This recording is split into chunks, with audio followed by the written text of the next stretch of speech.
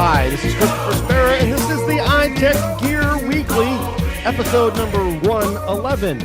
If you have to resort to a turtle suit, something's not right. Recorded live Sunday, October 27th, 2024. Live from iTechGear Central. Our poor listeners, honest to goodness, they have no idea where these come from. As I said, I'm Christopher Spera, the editor-in-chief here at iTechGear.org, and joining us today, the dulcet tones are still here. They're still with us, which is a good thing. Yes, I'm number one. Former contributing editor over Gear Diary and Pocket, now unfortunately defunct Pocket Now. And of course, editor over here at iTechGear.org, Mr. Chris Gavula. How are you, sir? I'm good. Busy week, been a busy week. Next week's going to be a busy week, but just glad to be chugging through it all. Awesome. Also joining us this week, the former contributing writer at Gear Diary, currently the host of the Linux Sling Tech Show, living in the Retro Arcade podcast, and editor here at iTechGear.org, Brother Joe McLaughlin. How are you, sir? Choked up. Now, well, editing here at iTechGear.org is an awesome privilege. So there you go. Yeah, somebody would actually schedule my articles, but so picky. Anywho. That's on me. Yes. So unfortunately, Mr. Larry McJunkin cannot make it this evening. He is feeling a little under the weather, so we extend him a hearty hi-ho, and we wish him well as quickly as possible. So get soon, doctor. And speaking of wonderful, exciting things that are coming, Apple's got what appears to be an exciting week of press releases coming. Freaking time. I mean, the iPad's only had an M4 for how long now? Well, it's been a little bit, right? A few months anyway. But now they're bringing out the iMacs and the notebooks, right? The Mac Mini, which is supposed to get smaller, maybe. Right? Maybe and we should see some MacBook Pros, and maybe even an Air. Who knows? We don't know for certain. We'll know next week, and we'll have more on next week's show. But it's probably. And they're going to trickle the information out over the next few days. What they're going to do. It doesn't sound like it's going to be a full-on thing. There's no thing. I would think if they're just releasing, let's say, an M4 based MacBook Pro or Pros with different chip levels, but they're keeping everything else mostly the same, then they don't need a whole thing. Yeah, they don't need a thing. Right. It's just a performance boost. Okay. And they're not it's a speed bump. They're not probably not going to redesign things. Yeah, that's my thinking too. No turtle suit. So that's why the question will be, as you point out, with the Mini, is the Mini going to be smaller? Or is it going to be the same Mini? It might be the same Mini, just with an M4. Could be the same Mini. There's a rumor around that it's going to be about the same size as the Apple TV. Well, as we're fond of saying here on this show, until Timmy dances and sings, right. It ain't a thing. It ain't a thing. Yeah. I mean, it was already pretty dang small as it is. It is a pretty small device. It's not a big device. No, it's not. But it's like I don't know. I'm debating whether desktops are useful anymore. Because I myself probably would never buy a desktop. That question's been around though for the last 20 years. All right. But we have seen, even though over those last 20 years, we have seen the percentage of devices that are laptops versus desktops grow.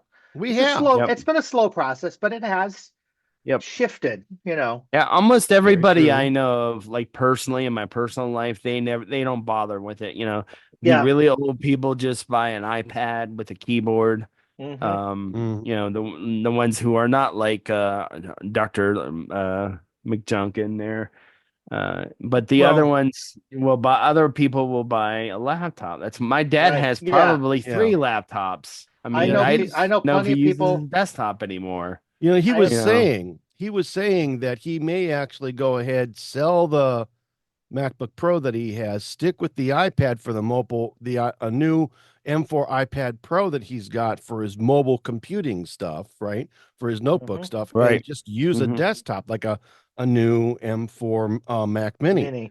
You know, he needs to get one for Mrs. Doctor. Well, I think, and I think most of the people I know have shifted to laptops that I personally know. Probably with the exception of my mother, who's on a Mini, but she always does her work in exactly the same spot, so it makes sense for her to not need a laptop and not want to pay the overhead of a laptop. So I understand that, but I think that that's becoming fewer and fewer. I think more people want at least even if if they're not mostly working mobily, they want that ability to. And remember, in the early days, laptops sucked when you hooked them to external monitors. It took they a were long horrible time to get that right. So nowadays, hooking a monitor up to a laptop is not a big deal. So I think it's definitely become a bigger thing. So we'll see. Yeah, we'll see. So we'll see what happens. We'll see what happens next week. We'll talk about it in depth a little bit more on next week's show. We will. So preview of coming attractions, kids. We'll see how that goes. But you know what is interesting on the Apple side of the fence? Is it?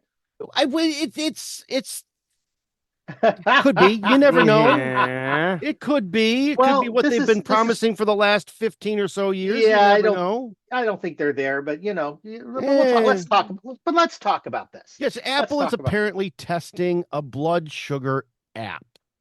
Yeah. I think haven't they been doing that for quite a while now? Not exactly. Not a real app. They've been trying to make the hardware work. And then recently we saw announcements that they got the hardware basically working, but it's certainly not optimized to be inside of a watch or anything else at this point. But the basic technology that they're trying to use seems to work now. So now what they seem to be doing is, okay, now we've got an app and we want to see what the data we're getting from our hardware looks like.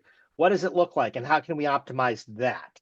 So I think that's where they are now, and that's what this is. This is an app for actually looking at that data and looking at that blood data, because keep in mind, so instead of pricking your finger and doing some analysis on the actual blood and the content of the blood, what they're doing is they're using essentially lasers and sensors and whatnot to sort of determine the sugar content in what it can see through. Well, for lack of a better description, that's on the hardware side, which is software. Well, this is just the software pulling that data. This is just the software. Well, this is just the app, right? Right. So there were a number of different Apple employees who were confirmed to be pre-diabetic. All right, with a blood test. They went to their doctor, got a test. They were confirmed to be pre-diabetic, and then they were introduced to this app, and they were instructed to use the app to determine food choices and those that could impact their blood sugar, right? And they're trying to compare it to real, call it pinprick blood tests, to see what they're how these things all compare and play out. I think what it is, though, is it's just another step on a multi-year long path, and I think it's interesting, and it just shows progress. They're making progress. That's what this shows. Right, but they've been working on this since 2015. Yeah. All right. This is one of the things that they had when they introduced the original Series 0, as it's affectionately called. Yeah. Series 0 Apple Watch. They said that they were going to. This is one of the things that they were trying to use to sell watches, right? A non-invasive sort of, like you said, lasers and whatnot, light to be able to check your blood sugar. Sensors and all. At this point, though, all right, nearly 10 years later, all right, their work on a blood glucose monitor has reached the proof of concept stage. Yeah, well, basically means they got the bear dances, but the tutu ain't the right size yet. Right. That's what it comes down to. Right. So it's just a bit left of center is effectively what's going on. It works, but not consistently. It works, but needs some work. It needs too to big, be more consistent. My understanding is it's still too big. It needs to be smaller to be practical, I think, is what the big thing I've been hearing. It's got to get inside the watch. Yeah, it's got to get smaller, and that's hard to do. It's tricky, but I think that this exercise has shown the process was a lot harder than they thought it would be, first of all. Yep. I think they've learned a lot from what they've done already, and I think I would hope so. It's but the been point 10 is, years. the point is, I think it'll benefit not just them. I guess is what I'm getting at, because it's I think you're right. I think you're right. It's a good technology, and it can be used in lots of ways. Once it may be able, for all I know, the way it is right now, and I certainly don't know the physicality of what this thing looks like today. Right. I mean, it's possible. Maybe if it's let's say that the technology was the size of an iPhone now, as opposed to the size of the watch, right?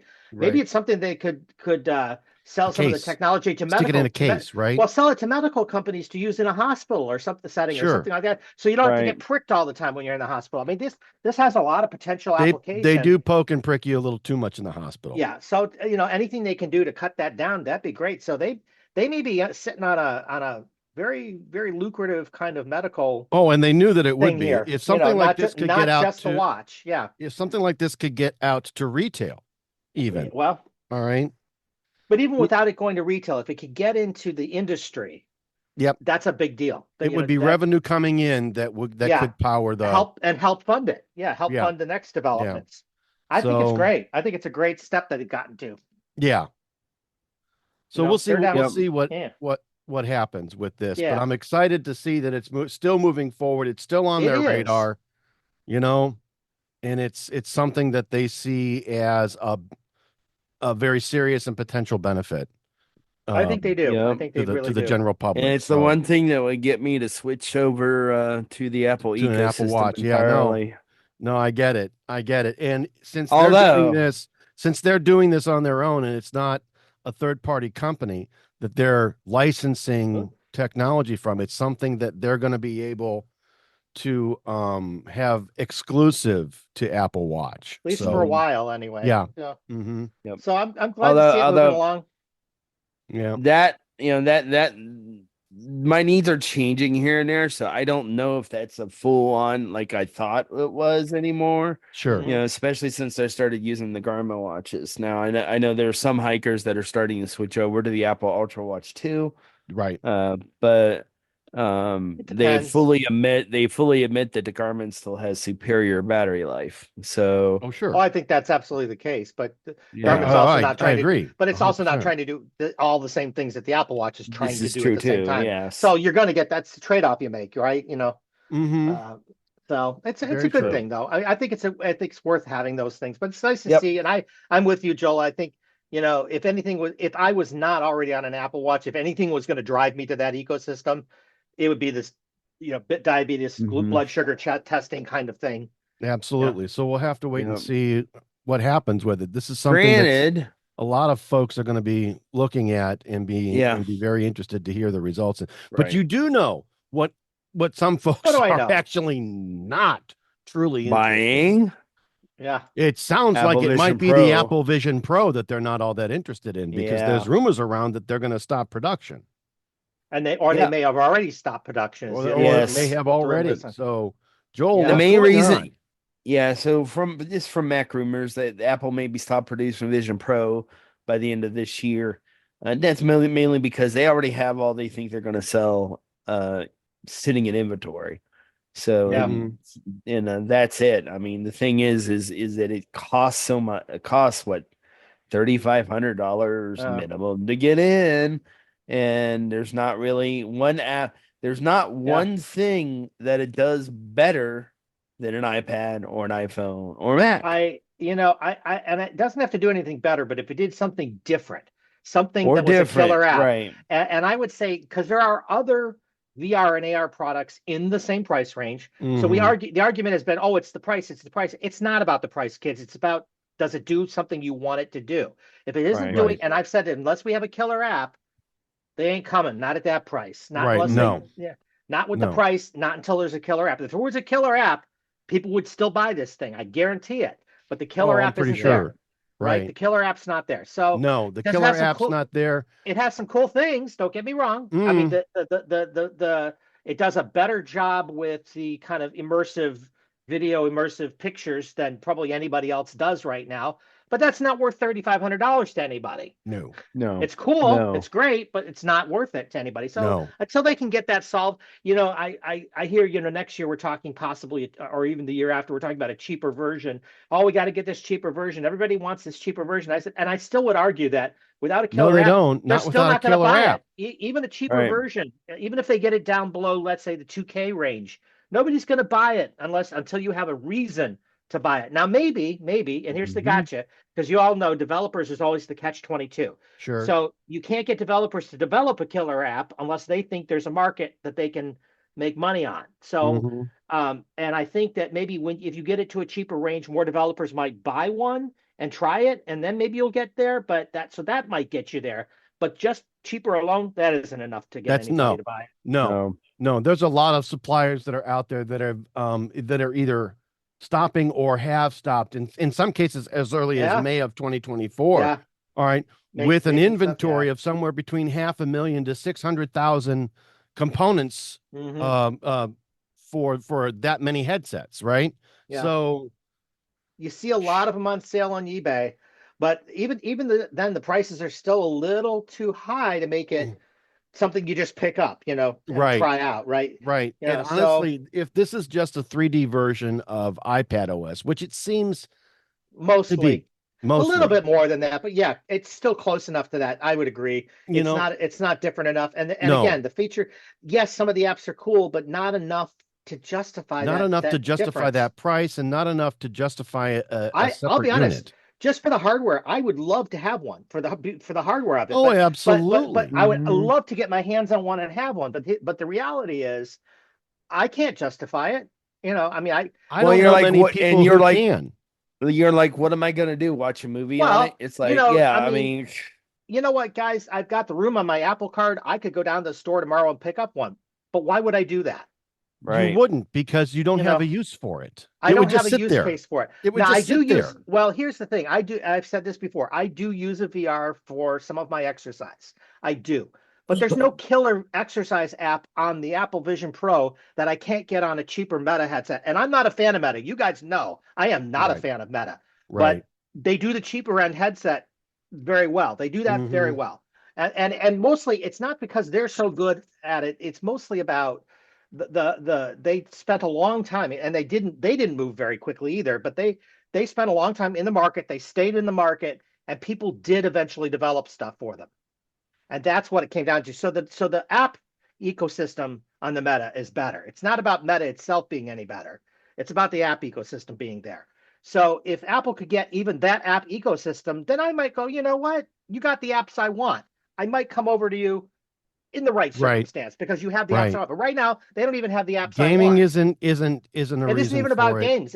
There are apps that I like that aren't games. Isn't a reason for it. Nope. Movies isn't a reason for it. There's no distinctive app that's going to call users to this thing. I would love them to see a killer app, and I would love to see this thing succeed. And I hope if nothing else, to hang on to it long enough that eventually somebody does figure that out. Exactly. Because it's a good piece of hardware. It's a great bit of technology going on there, but it's still missing that last piece. I know. Right? And it's frustrating because without it, it ain't going anywhere. No, it's not. So I don't know, man. It's we'll see. Well, there we go. It is what it is, I guess. It is. Yeah, it is. And I'm going to go ahead. I'm going to move us to our mobile Linux segment. Are you? I am. For us. And this is a really interesting story here. We saw this last week, and everybody went, "What the what?" ARM canceling Qualcomm's license and endangering its chip business. Joel, what the hell is going on? Well, this is a super big deal, considering that every single Copilot PC uses a Qualcomm chip. Almost everyone, So basically, this is all resulting from when NVIDIA bought Nuvia, who was making chips specifically for the server markets. Qualcomm bought them, not NVIDIA. Qualcomm, right, sorry. But you're right. Yeah, I get you. But yeah, Qualcomm bought Nuvia, because Nuvia sounds like NVIDIA. So doesn't it though? Yeah. It sure does. They bought them, and Qualcomm is using their technology, which is from the server chips in their new, like the new the Snapdragon 11, I think, or something like that. Whatever they're using in the Snapdragon 8 Elite chips. Yeah. So, and ARM's like, wait a minute, you're not supposed to do that. So ARM's calling them out on it. So interesting. Enough, a spokesperson over at Qualcomm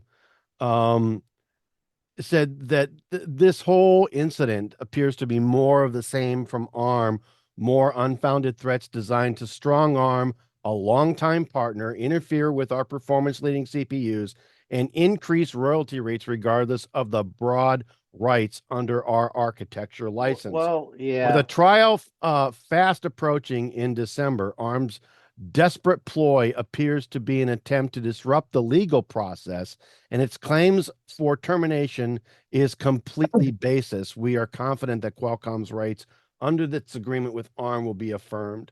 ARM's anti-competitive conduct will not be tolerated. So my guess is that they're going to take this to court. They're going to challenge this, and they'll get a stay until they can get it worked out. So that's Qualcomm's perspective that you just read. So the larger story, as I understand it, is, as you said, it was because they bought Nuvia, and they utilized that technology in developing what are now the Snapdragon Elite kind of chips. The problem is Nuvia had a certain license with ARM, and Qualcomm had a different license with ARM. They were different licenses at different rates. Right. And so what Qualcomm says is we should be able to basically license at the rate we were licensing at, and the Nuvia rate apparently was higher, and they're saying, no, you use the Nuvia technology, therefore you were using their license, therefore you need to be paying that rate. And that's what ARM is saying.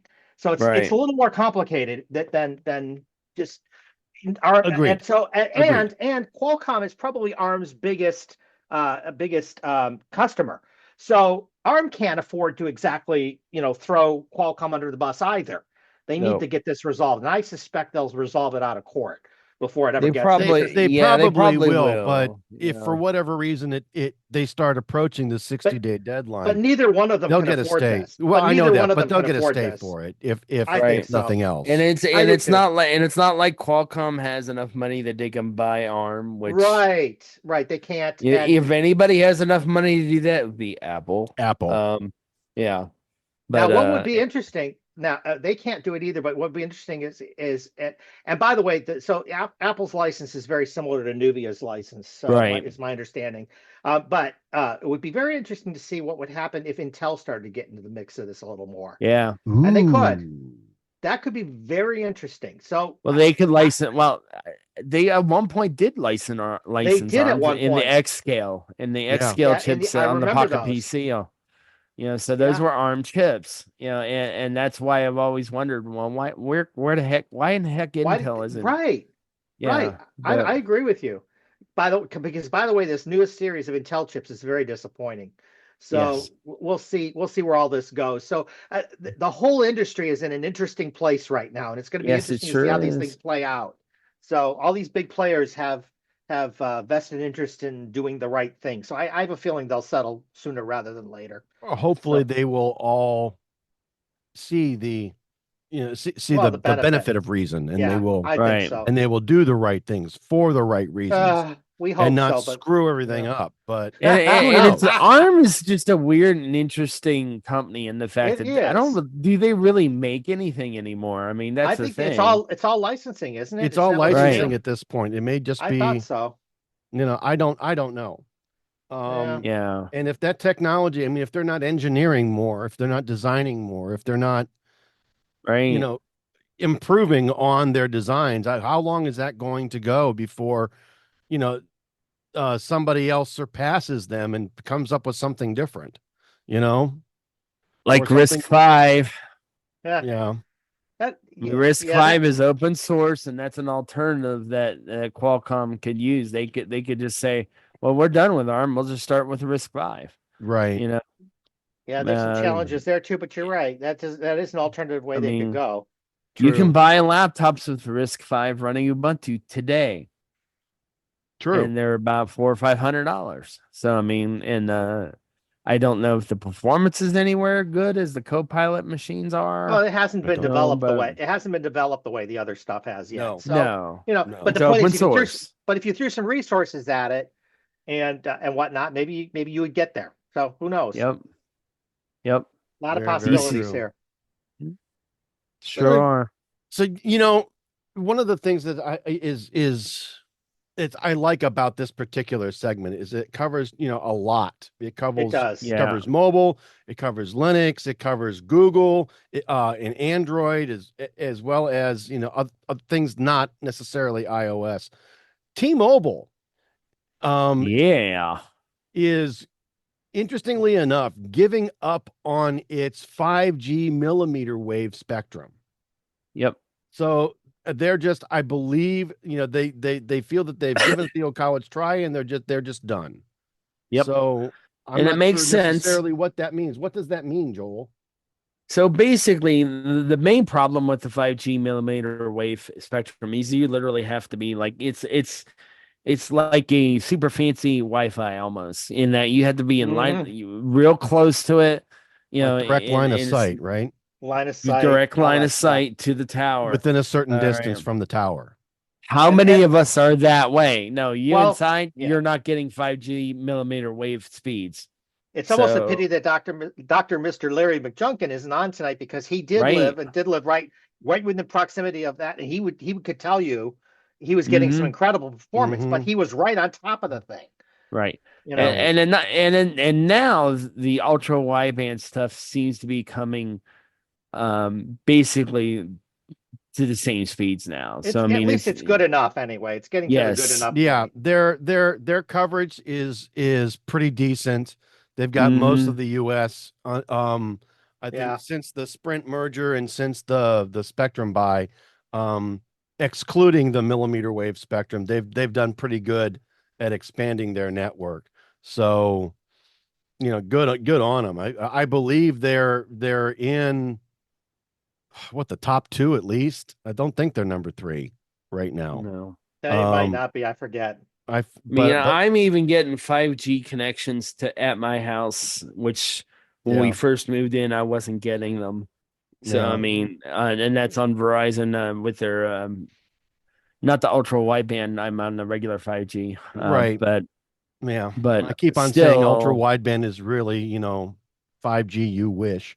So right. The UW. I don't get anywhere close to. I mean, when I'm in downtown Grove City, I actually get really, really good fast 5G speeds, but not at the house. But I never experienced the millimeter wave stuff. And it's the only areas in Columbus has been like downtown Columbus, and that's about it. Right. That's about it. And my understanding is what's going to happen going forward with with the millimeter wave technology is they're going to keep leveraging it, but in places like stadiums and places where there's density. Right. Even though they're still saying there's some density issues, but it's still better than there that's is what I hear. For those closed sort of ecosystems, if you will. And that's what T-Mobile is keeping. That's kind of what they're keeping is those downtown areas, those dense areas. Interestingly enough, they never really bought into the whole 5G millimeter wave flurry, if you will. They never really bought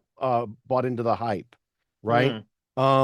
They were more into the mid-band 5G. They did buy a lot of the low and mid-band is what they bought. Did.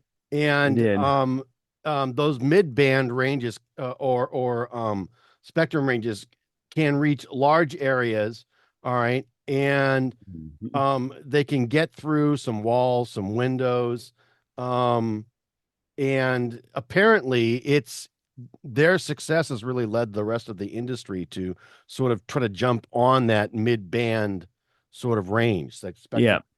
So it's gonna be interesting. So they're backing away, and they're going to let the bandwidth go for other things. That's fine. Which is fine. They're trying to sell some of it off, but I don't know that they're going to be able to get rid of it. So unless they can repurpose it, it's going to be hard. I know. So true. So it's not the most useful. Yeah, and the thing is it's not the most useful part of the spectrum. I agree. It has a lot of the same problems that 5G Wi-Fi has. Oh yeah, 5G yes, it does. Oh yeah, So I mean, can't go through walls. Right. True enough. right. So Very true. No, it's not, direct I line don't. of sight with no Yeah. barriers in between you and the signal. Yeah. Yep. So, As an amateur radio operator, I'm not even interested in it. Nope. It's like it's just not going to be useful to me. right. So I'm curious. I'm curious how our our listeners, how their 5G coverage is going, because to me 5G ever since it came out has been so hit or miss depending on where you were and how Hit you were. or miss, and there's been a lot of misinformation. There has, and there's different kinds, and it's not clear because what your carrier presents on your phone isn't necessarily what you think you're getting versus what you're getting. Thank All you, those things are very AT&T. misleading. Thank you, AT&T. Yeah, everybody seems to have done these very confusing labelings. Yes, thank you, AT&T. But people forget that they did that when we moved from 3G to 4G too. They did the same thing. They mislabeled, or I'd say mislabeled. They used marketing terms in their labeling, which were very confusing. And they're doing the same thing. And they're not alone, but basically they're the worst, I think, about this.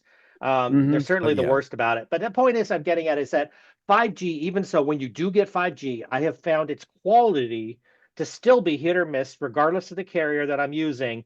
And I get more consistent and sometimes better performance by switching the phone to LTE only. Sometimes I get better depending on where I am. I totally agree. Totally agree. Interesting. So we'll see where this all goes. It's going to be interesting. But we have other things to talk about, don't we? We do have other things to talk about. And apparently, and I blame this next one on Google. Because it is a Google story, but apparently, go figure, right? It's a Google story. Will apparently present users with a level of technology that will help them identify photos that have been modified with AI. All right, that's a qualified detect. We'll talk about that in a minute. It's qualified. Yeah. So, according to Brother Paul. Yes. So, they have Google is saying that it will clearly identify images that have been edited using generative AI in Google Photos. All right. Okay. Google is saying that as they bring AI tools to more people, we recognize the importance of doing so responsibly with our AI principles as guidance. To further improve transparency, we're making it easier to see where AI edits have been used in Google Photos. Starting next week, Google Photos will note when a photo has been edited with Google AI right in the Photos there's app. your limitation right there. Yep. Only if it's been modified with Google's AI services. If it's modified with anybody else's AI services, it won't detect it. Right, because it really sounds like they'll say, "Hey, we recognize that this was modified with Adobe or with to be fair, whatever else." But to be fair, they really, when you talk about scope of responsibility, Google really can't be responsible for, Copilot, Copilot modified this, or OpenAI modified this, or whoever, whatever external service. They can't own all of that. Not today, anyway. I don't think they have the capability of doing that. And in some cases, it's not that difficult to realize or figure out which photos have been, sometimes, yes. when you've got 7 fingers, all right? Yeah, well. Or you've got 3 arms. I noticed in a lot of AI pictures of people, the eyes are weird. So they're always weird. Something like that. There's always some tell. 6 fingers instead of 5 fingers. Well, like you said, yeah. Right. So, oh, that wasn't his fingers, folks. No. Yeah. So, oh dear. AI gave us the fingers there, though. AI gives us the fingers sometimes. That's for sure. So anyway, Google Photos will also indicate when an image is composed of elements from different photos using non-generative features. For example, images created using the best take feature that's exclusive to Pixel 8 and 9 and Add Me on Pixel 9 will display this notation. So if you've got something there, you take a series of photos and people have got weird faces or they're looking away or their eyes are closed or something. The Google Photos app will allow you, if the pictures are taken with those particular hardware devices, will allow you to pick and choose which expressions or faces or looks that you have from each photo, and you can then composite that into one compound photo, if you will, and you get a quote unquote perfect picture, right? So the idea here is that they will also identify those pictures with a note. Okay. So fair enough. Anyway, so hopefully this is something that we'll be able to, I think it's something that we'll be able to tell and see going forward. Some people aren't really going to care because it's a nice picture of the entire family. It's the Christmas card photo that we were wanting to have 20 years ago, but nobody could settle down enough. And this only does it when you're in Google Photos. So if you get this any other way, if you see it on Facebook, you may not have this right. Not necessarily this way, right? It Facebook and Meta may have their own thing. Yeah, they may do something else. Amazon may do something else. Microsoft may do something else. Apple will do something else.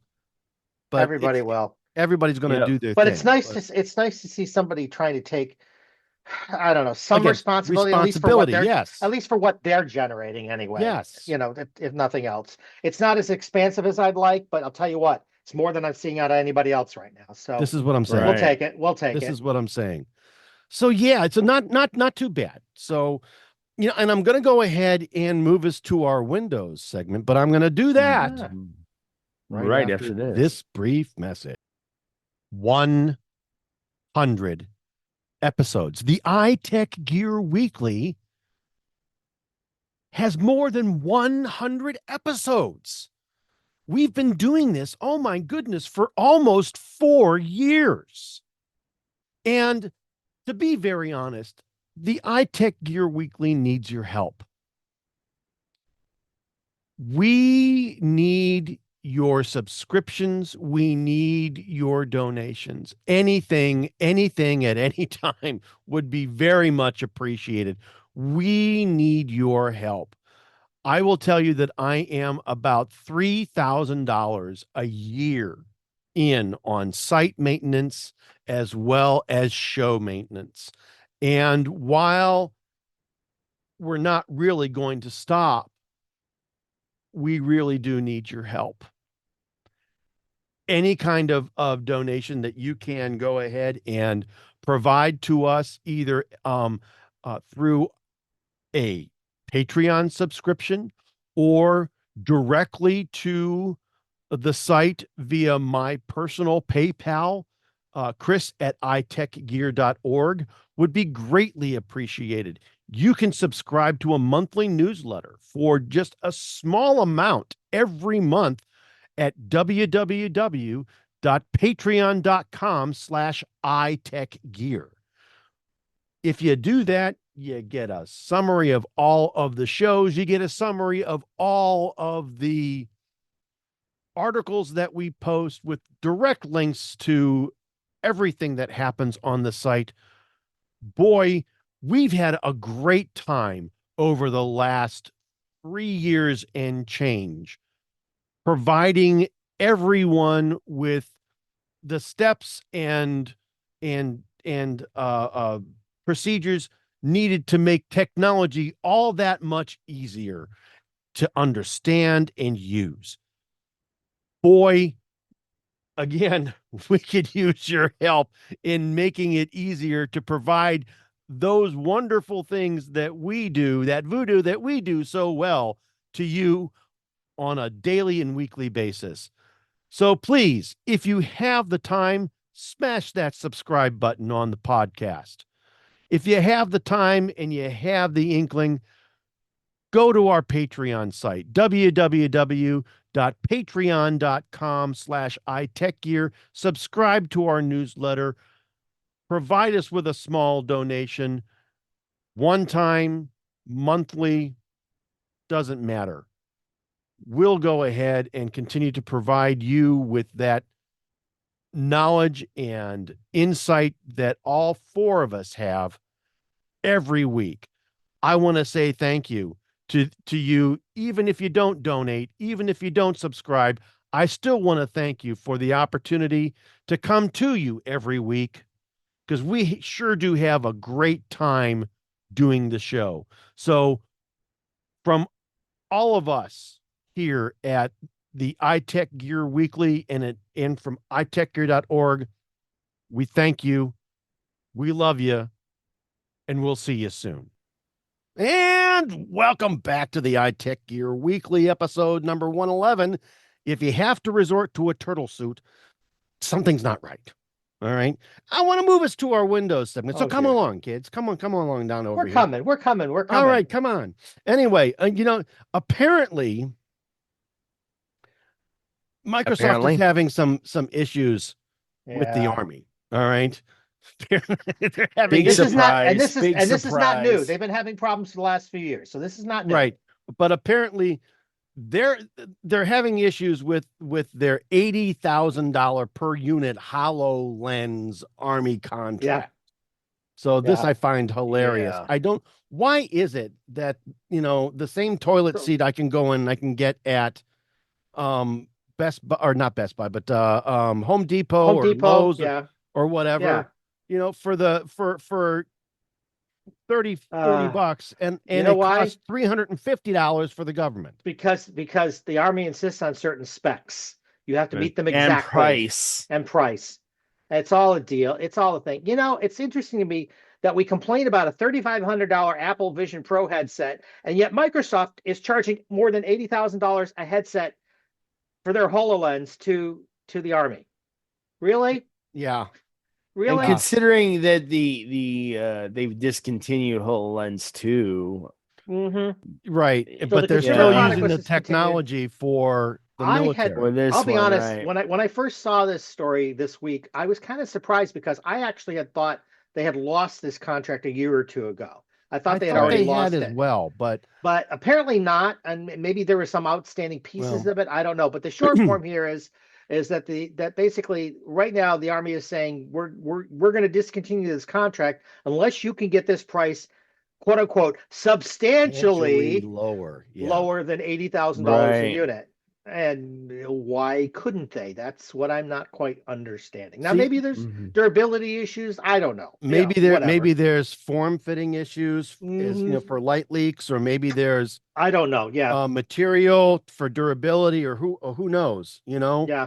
But I mean, you are going to put them in some ugly conditions. I get that, and I get there's a lot taken to make that work. So I understand that the price has to be more, but $80,000, really? Well, for a headset? Okay, it's $80,000 per headset, and I know, right? Over and above that, when Microsoft was doing testing with the Army, soldiers are having a really hard time with these. They're experiencing headaches and nausea. Right. All right. Even though things have since improved, right? The Army is still saying, hey, there's still a lot that we have to go through. There's still a lot of problems that have to be fixed, Well, one of the problems is I know early on HoloLens didn't have enough pixels per eye. They didn't have enough, they weren't doing it high enough refresh rates, so people would get sick, with the lower refresh rates. There's a lot of reasons why these things are what they are. But I think, and then there's some people that just cannot use them. For Mr. McJunkin is one of those folks again who has said that to us before. He just simply cannot use the technologies. Right. So I understand that. Right. So the device that we're talking about is not just the headset. There's a chest. There's a chest unit.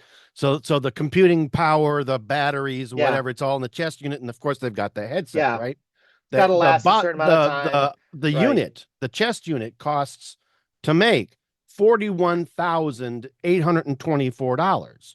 All right. Now the rest of the cost, getting you up another $39,000 or so, $38,000. All right.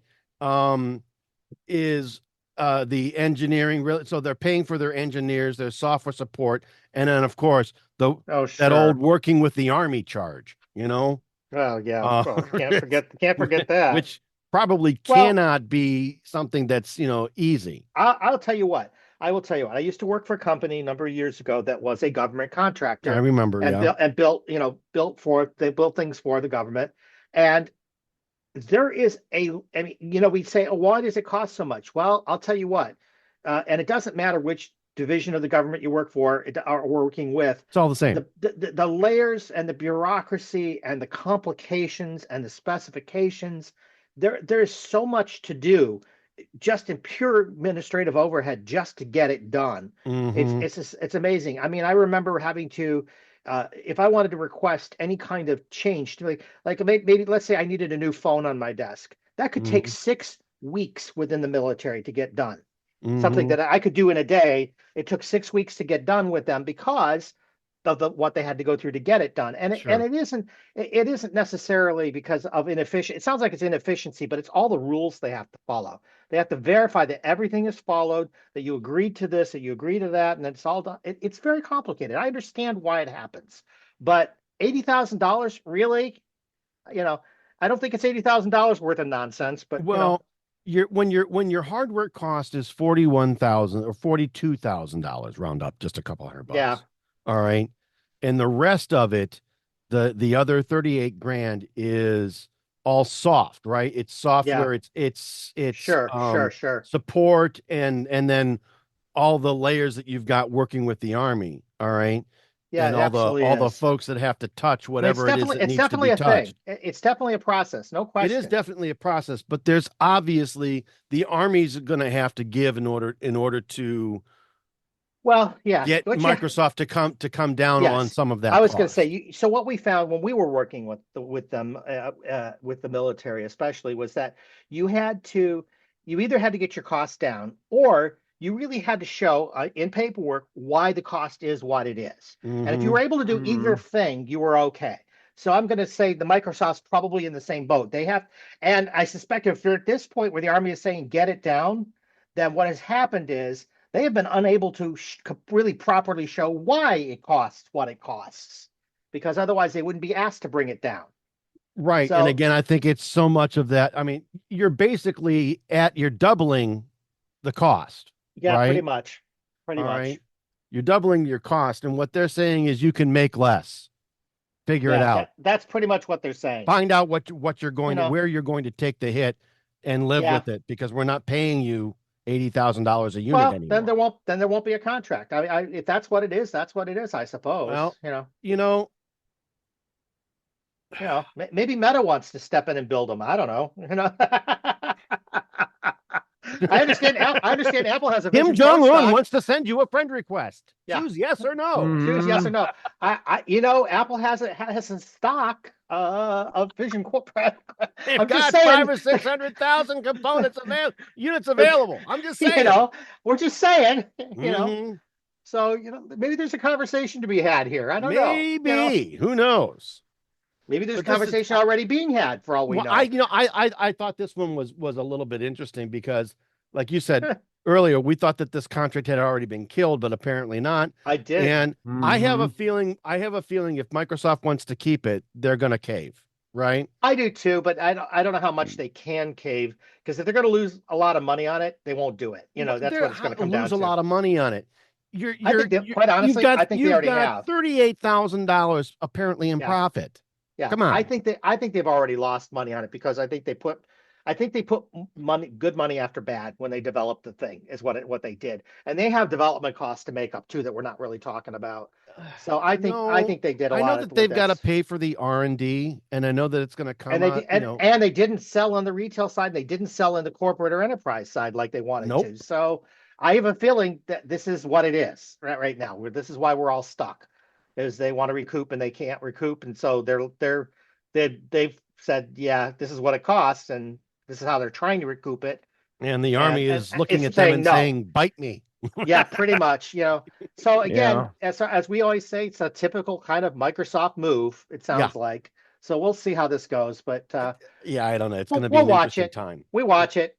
We will. Because we thought it was canceled, so we watch it. We definitely watch. So, You know what wasn't canceled? What wasn't canceled? The fix for the 9 gigabyte file fix from Windows 11 for 24H2. We talked about this the last couple of weeks. This problem where with 9 gigabytes after doing a Windows update, there's this 9 gigabytes that you can't get rid of in temporary update files. And we talked last week about we gave it a potential tip. Some people have been able to use to get around. Well, apparently now this week, if you update your Windows workstation to this current version, this is Windows 11. If you update your Windows this supports KB 5044384. If you update to it, you can finally get this bug, this almost 9 gigabyte piece of nonsense that they did, get it cleaned up, get this file off your system, or files. I don't know what it actually is. Sure. And it goes away. Now, is it really going away? Are they just saying it went away? I don't know. But it's not there anymore. Either, it's not listed anymore. This one is coming from one of our favorite sources. Oh yes, of course it is. Of course it is, as we know. But the point is that it's there. It seems to be corrected. We seem to be able to get around it now. Okay, so okay, Microsoft cleaned this up in a couple of weeks. Okay. Yeah, and we said they would, and they did. And they did. And so there you go. I mean, it's nice to know that they did keep their word, that saying that they would allow us to recoup that almost 9 gigabytes of space and get it back. And on a 128 or a 256 it means something. Gigabyte drive, 9 gig is a lot. All right. I totally agree. So it's nice to getting that back is nice, right? Yep. So, glad to see it. Yep. So they did do something. I'll give them that. I'm pleased with that. Okay. Yeah. And moving on. That's right. There we go. To a story that is kind of interesting. The partnership between Microsoft again, right? Microsoft and OpenAI is showing signs of stress. So interestingly enough, yeah.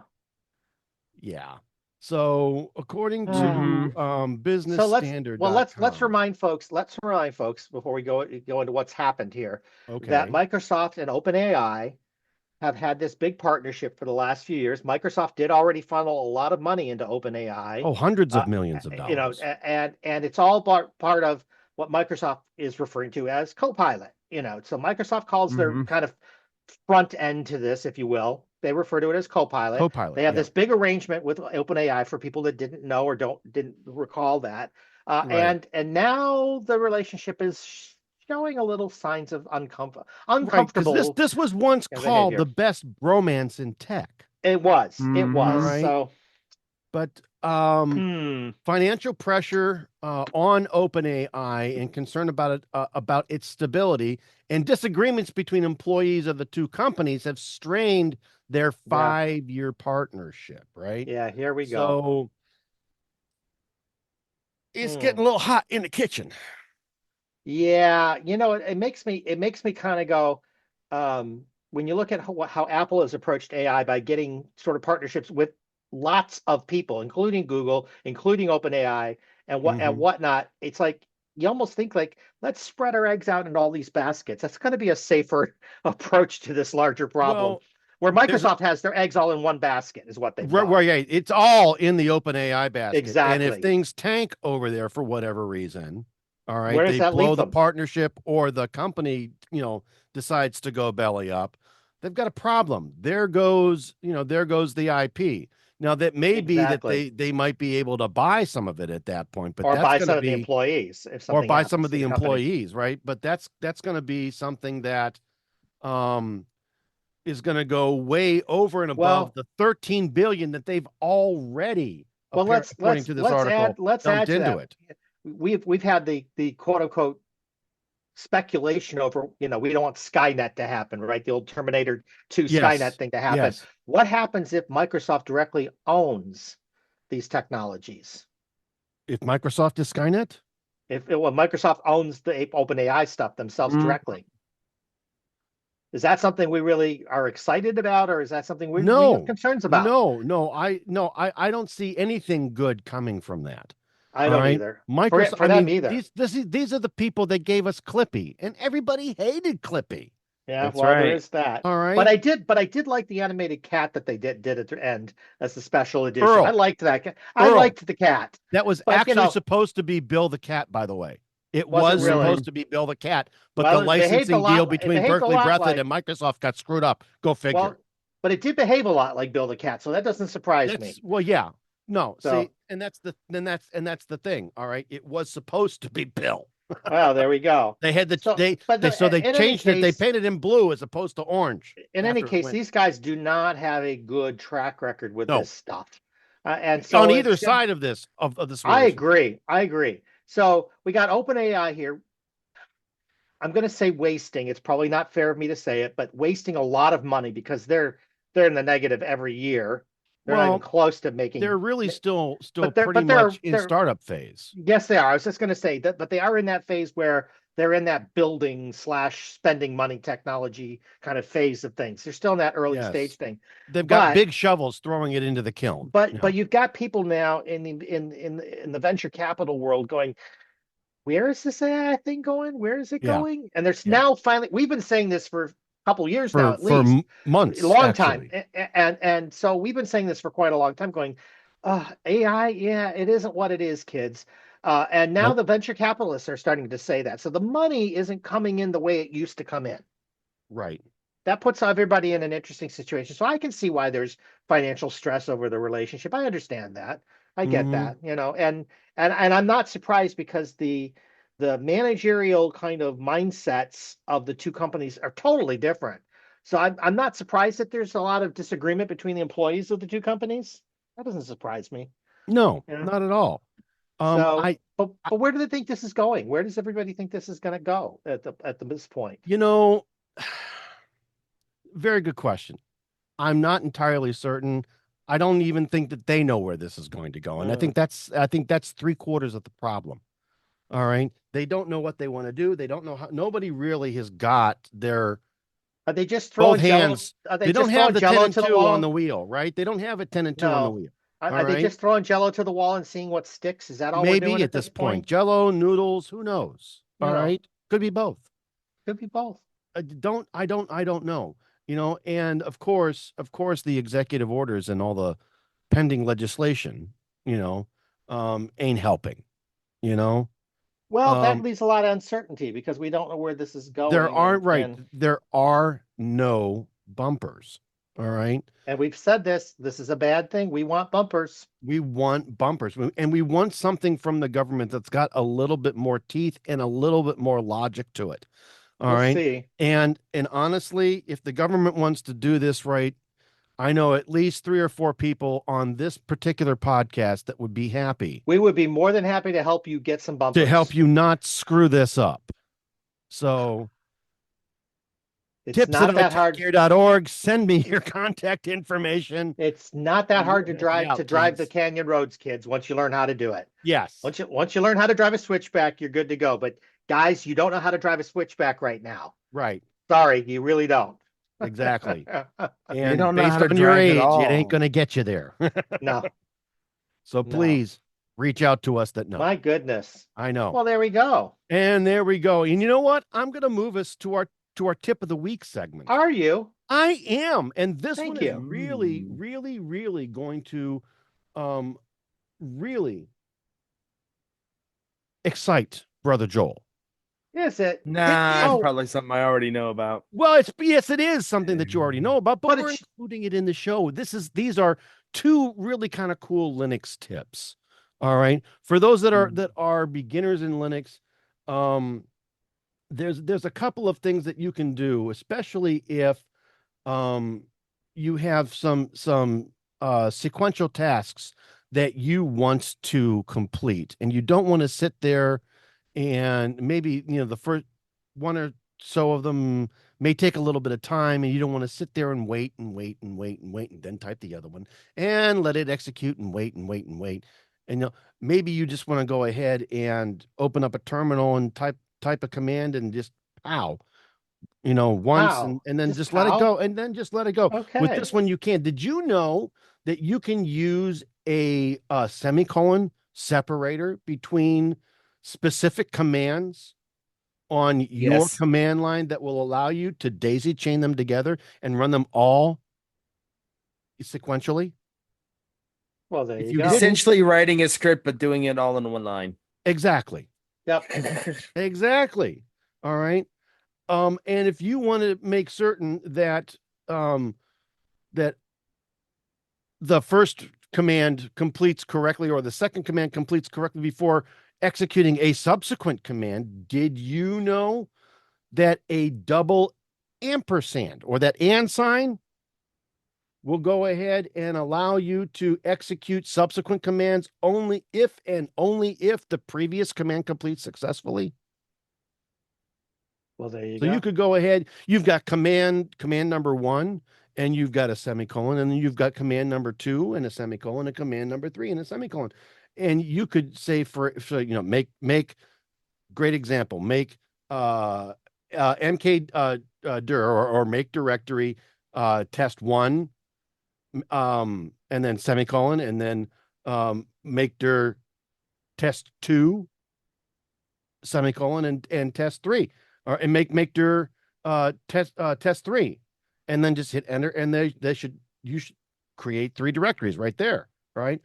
If, however, you want to go ahead and say make dir test 1, and then change to that specific directory, you could use the double ampersand and make dir test 1 space and cd space test 1, and it will go ahead, and if test 1 directory is successfully created, it will change to the next directory.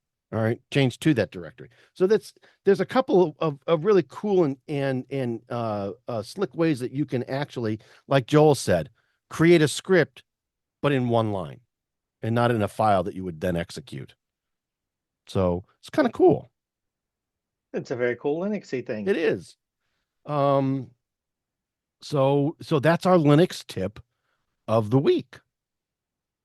And thankfully, I've got the tip. And the pick this week as well. You have the pick this week. What did you pick? What did you pick? Well, before I get to the pick, I want to remind everybody, right, that our show picks are typically hardware, software, and other items of interest that we have individually purchased and actually used, and that we like enough that we want to recommend them to you, our growing listener base. These aren't paid advertisements or anything that we have an affiliated marketing relationship with, because if we did, the editorial policy at iTechGear.org specifically states we have to disclose that to our readers and listeners up front. These are just things that we sincerely believe in, and we want to bring to you at the end of each show. Why? Because we like you. There you go. All right. So my pick of the week, I've been having a lot of fun with those AI song makers. All right. Yes, you have. I have really been having a lot of fun. I've actually made close to 20 different tunes, and that I really, really like, that I think could actually get somewhere on the open market if I were allowed to copyright them. But you can't. So I haven't. But if I want to be able to play these myself in the comfort of my own home, or around my own campfires, being able to figure out how to play them and what chords actually make up that particular thing, and then be able to maybe print them out so I could take them somewhere and not necessarily have to have my laptop or a PDF reader with me anywhere. If I want to stick them in a book and pass them around or whatever, so people have sheet music. I found something on the internet that is either free or up to $20 a month subscription, depending on the options that you want and need.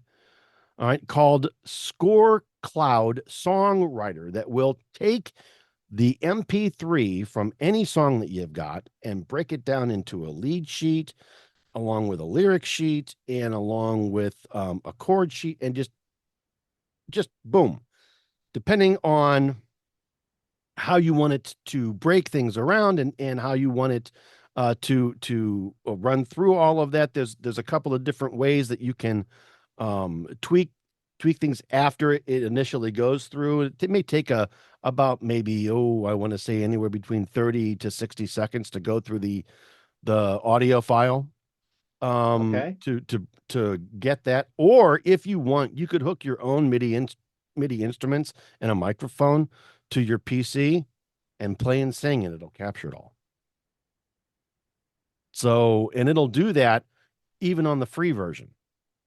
It's what you do with it afterwards that may cost a little bit of money, but you should be able, and it'll create a nice lead sheet. It'll create a nice, with chord and bar notations and